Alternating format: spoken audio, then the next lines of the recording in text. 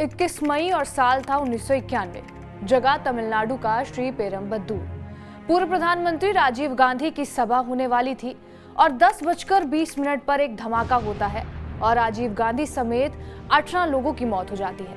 राहुल गांधी तब 21 साल के थे। राहुल गांधी भारतीय राजनीति में विपक्ष का एक बड़ा चेहरा बन गए हैं। 2014 में केंद्र में मोदी सरकार आने के बाद उनकी सियासत के बारे में बहुत कुछ कहा गया और लिखा गया, लेकिन 2024 के चुनाव में एक राजनीतिज्ञ के रूप में उन्होंने अपनी जबरदस्त उपस्थिति दर्ज कराई है।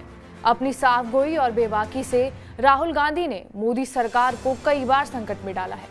भले बीजेपी के नेता उन्हें पप्पू कहकर उनका मजाक उड़ाते हों, सोशल मीडिया पर आईटी सेल के जरिए उन्हें हमेशा ट्रोल करते हों, लेकिन मोदी सरकार के मंत्रियों और संगठन के नेताओं का ज्यादातर समय राहुल गांधी पर हमला करते हुए ही बीतता है। ये भी एक सच्चाई है। 1970 के जून महीने में जन्मे राहुल गांधी ताकतवर गांधी नेहरू परिवार से आते हैं। शुरुआती पढ़ाई दिल्ली के मॉडर्न स्कूल में हुई। इसके बाद वो दून स्कूल चले गए। सुरक्षा कारणों से राहुल गांधी को कुछ साल घर में रहकर ही पढ़ना पड़ा। हार्वर्ड से स्नातक और कैम्ब्रिज से एमफिल की डिग्री लेने के बाद उन्होंने प्रबंधन गुरु माइकल पॉटर की कंपनी मॉनिटर ग्रुप के साथ 3 साल तक काम किया। ऐसा कहा जाता है कि इस दौरान कॉलेजों में उनका नाम राहुल विंसी हुआ करता था। 2002 के करीब वो मुंबई लौटे और अभियांत्रिकी और प्रौद्योगिकी से संबंधित एक आउटसोर्सिंग कंपनी की उन्होंने शुरुआत की। बहुत कम लोगों को पता है कि राहुल गांधी ना तो राजनीति में आना चाहते थे और ना ही कभी पार्टी में उनको लेकर ये बात उठी थी। राहुल से ज्यादा प्रियंका गांधी की बात होती थी। आम जनमानस भी यही मानता था कि राहुल नहीं, प्रियंका ही राजनीति में आएंगी। प्रियंका आज राजनीति में है, लेकिन राहुल गांधी के बाद आई है। राहुल की पहचान एक ऐसे शर्मीले लड़के की थी जो क्रिकेट को पसंद करता है, जिसे बाहर घूमना पसंद है, जो अपनी फिटनेस को लेकर सीरियस रहता है। बहुत कम लोग ये जानते हैं कि राहुल गांधी एक सर्टिफाइड डाइव मास्टर हैं और वो स्कूबा डाइविंग इंस्ट्रक्टर भी रह चुके हैं। अकीडो मार्शल आर्ट की एक कला है जिसमें राहुल गांधी ब्लैक बेल्ट है। कहते हैं भारत जोड़ो यात्रा और भारत जोड़ो न्याय यात्रा ने राहुल गांधी के राजनीतिक करियर को संवारने का काम किया है। राहुल गांधी की राजनीति ने लोगों को सोचने पर मजबूर किया है और लोगों को इस बात का यकीन भी दिलाया है कि गांधी परिवार का यह लड़का उनकी बात करता है, उनके लिए लड़ता है। शायद इसलिए कांग्रेस की सीटों की संख्या में बढ़ोतरी हुई और बीजेपी अपने दम पर सरकार बनाने में कामयाब नहीं हुई। 90 के दशक की बात है। राजीव गांधी की हत्या कर दी गई थी। इससे पहले इंदिरा गांधी की भी हत्या की जा चुकी थी। राहुल गांधी छोटे थे, लंदन में पढ़ाई कर रहे थे। उस वक्त प्रियंका गांधी आगे आई और कहा, राहुल अपनी पढ़ाई जारी रखेंगे और परिवार को मैं संभालूंगी। राहुल गांधी को करीब से जानने वालों का कहना है कि राहुल मीठा खाने के शौकीन हैं।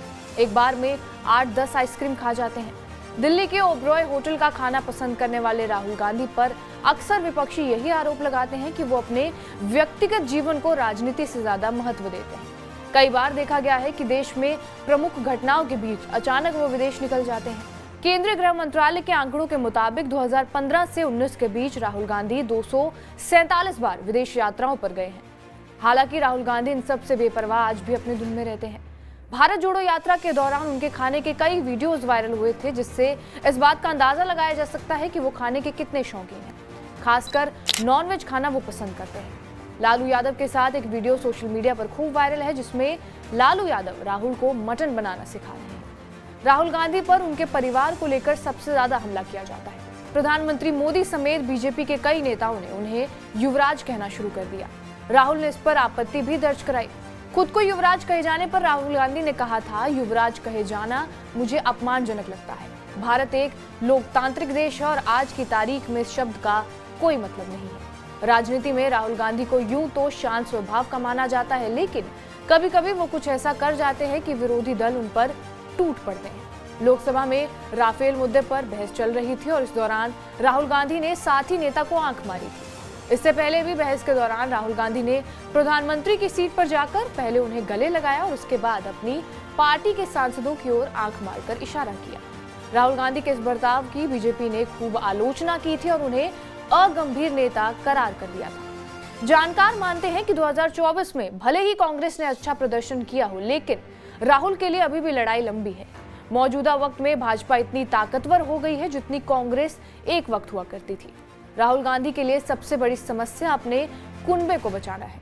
नरेंद्र मोदी के सत्ता में आने के बाद लगातार कांग्रेस के नेता बीजेपी में शामिल होते जा रहे हैं। केंद्र में कांग्रेस की सरकार थी और मनमोहन सरकार में दागी नेताओं को बचाने के लिए एक अध्यादेश लाया गया था। राहुल ने उस अध्यादेश को पूरी तरह बकवास करार देते हुए कहा था, ऐसे अध्यादेश को फाड़कर फेंक देना चाहिए।